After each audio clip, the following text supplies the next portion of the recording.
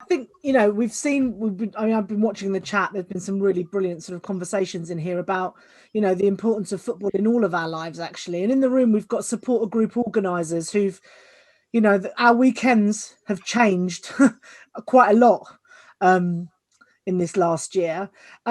But actually, we've got supporters group organisers who are responsible for, organising thousands and thousands of supporters up and down the country, and actually have done some really brilliant work in this last year. I mean, we've got some logos along the bottom here. I'm just going to say a little bit about what supporters have done in this last year. So, the Canaries Trust have set up their own mental health hub and are running support webinars and sessions in the local community. Cambridge Fans United, so you'll like this one, Luke, have supported supporters with phone calls and supportive signposting. Dulwich Hamlet and Whitehawk, we've heard this from Danny, the shout out campaign and events and sessions and fundraising. I think over £2,000 you said there for Mind. Nottingham Forest have offered training in mental health to their members and to help the local community. Talking Cherries is I guess that's Bournemouth, which is a fan-led campaign helping to support and signpost supporters to services. And the Spirit of Shankly, which is I think the Liverpool supporters group, are hosting virtual workshops and sessions on mental health. So there's been loads of stuff going on all over the country about this, which football fans often get a bad rap, and just sort of reading all of that, makes us realise. And there's a plethora of other examples along the bottom there. So, Hayley, I'm going to jump back to you for a second, if I may. What sort of good work have you seen? And more importantly, actually, I think what would be really interesting to hear from all the panelists. So I'll be coming to you. So get ready for this. What sort of other initiatives, solutions, or help could football fans, do you think, be looking to do in this time?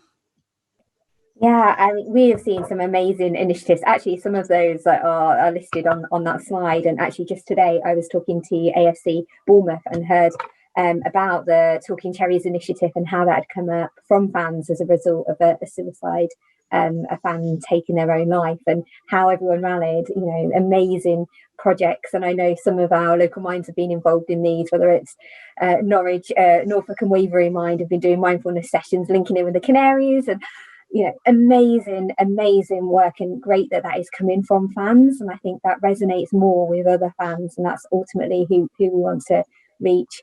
I think there's, in terms of what more you can do, I think definitely it's about that mental health literacy, whether that's informally learning more. I've just posted about Time to Change. You've got some great resources on their website that you can you can access. There's obviously more formal training, but it feels to me it is about this social movement, and thinking about your unique your club, your fan groups, you know them, so how can you sort of start those conversations with them? It doesn't always have to be a mental health group. It can be just getting it on the agenda in all your meetings, and really sort of building on that movement. So this just becomes the norm in everything that we do. We've got lots of resources, there's loads of tools and good practice out there. But it is just starting with that literacy, and then kind of thinking about those practical things that you can do in terms of getting it on the meeting and on the agenda, really. Wonderful, thank you. Danny? Yeah, I think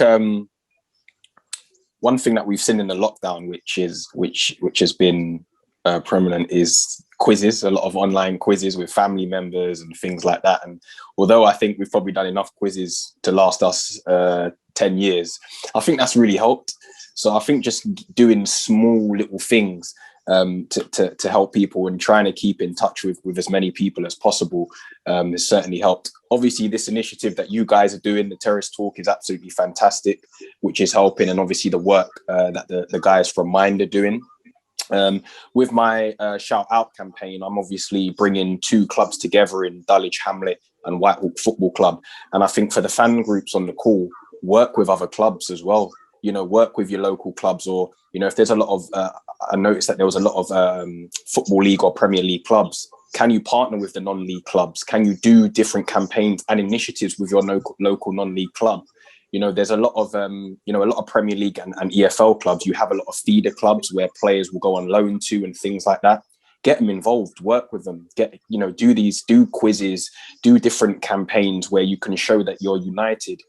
We're always, football is obviously a very competitive sport. We're always playing against each other.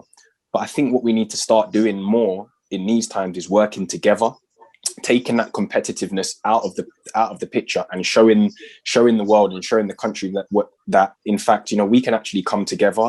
We're not thinking about the competitiveness. We're thinking about, as one country, as one people, trying to help each other. And I think that would be absolutely brilliant. Even if it's, rival clubs, non-league clubs, just trying to get everyone involved. Brilliant. I think that's spot on, Danny. And I think, all of us that do stuff, in football fan groups, we do, and I said it earlier, we do sort of feel like we're stronger together. And there is something in that where we can come together on shared issues around football. And then this is definitely one of them. Luke?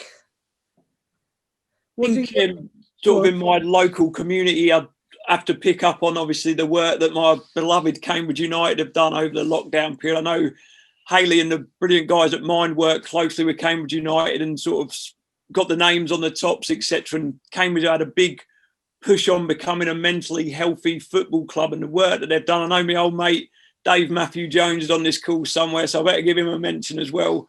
But the work that's been done in terms of Cambridge as a club probably stood still a little bit once going back to the Football League. But the work that has been done during this lockdown period has sort of brought the pride back to the community, to the football club. And it's no surprise how well they're doing on the pitch, which is obviously nowhere near as important as people's mental health. But there's a real pride about Cambridge United in the area because they've gone that extra mile. They've phoned up people that are really gone out there, delivered food parcels, everything that they've done. It's been an absolute honour to supply. It's made, as I keep saying, made the community proud of the club again. So they'd certainly be the people that I'd mention on the work that's been done during this obviously really challenging period.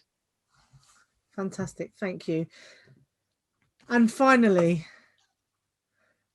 Gemma, I mean, reflections on this, in terms of stuff that you've heard, and other things that you think we could be looking to do. Sorry, this is Ruby. She's just woken up. Hi, Ruby. She's been very good. I think for me, the one big thing that I've learned this year, especially being asked to be a manager of a charity in the middle of a global pandemic, is the power of positive partnerships. As the guys just touched on there, it might sound a bit of a cliche, but I just think, collaborate to accelerate. Like, it's all about doing stuff together. And I think what I've seen this last year is that for what somebody thinks is such a small act of kindness or help and support is actually huge. We were at a point last year at SEED where we were in danger of closing after 21 years because all of our funds had been decimated. We had nothing. And I started a GoFundMe page, and within a week we hit £10,000, and it's now up to £18,000. That's not corporates. That's not, big guns. That's normal people like me, like you, like all of us, coming together and supporting. And it was as small an act as doing a raffle, like Danny was saying. God, the online quizzes. Don't have any more I can do with those, but they were brilliant, and they were such small things to do, and yet they made such a massive impact. And I think ongoing, what me as somebody who's coming from the angle of what we can do for charities, because I don't want to get political, but there's still such a lot that needs to be done, what I'm saying, from the powers that be, and it's falling to charities who are actually on the front line too, and we need to keep supporting them. And I'm not just saying SEED, I'm saying all the initiatives out there, like Danny's causes and Luke's causes and Hayley's causes. Like, they're all so integral to being, that bridge, bridging the gap between the services that sadly some of us can't access readily. And it is so important that we keep doing that, you know, and it's so amazing and beautiful to see the generosity of human kindness and spirit.